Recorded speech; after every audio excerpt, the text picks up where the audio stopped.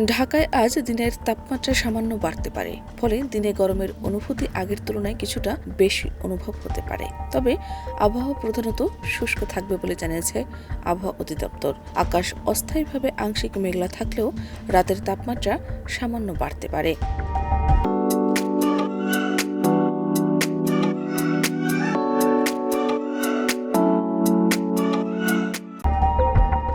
বুলেটিনে বলা হয়, সারা দেশের আবহাওয়া শুষ্ক থাকতে পারে।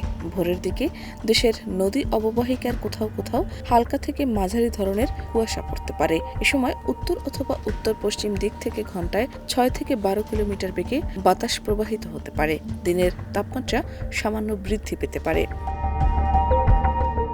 আবহাওয়া অধিদপ্তরের পূর্বাভাস অনুযায়ী আজ ঢাকার সর্বনিম্ন তাপমাত্রা রেকর্ড করা হচ্ছে 18 ডিগ্রি সেলসিয়াস এবং বাতাসের আর্দ্রতা ছিল 87%।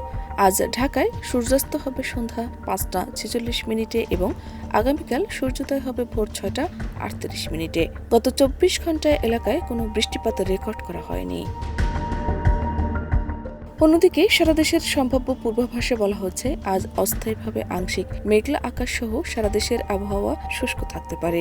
একইভাবে সারা দেশে রাত এবং দিনের তাপমাত্রা সামান্য বাড়তে পারে। শাহনাজ পারভীন, দেশ রূপান্তর।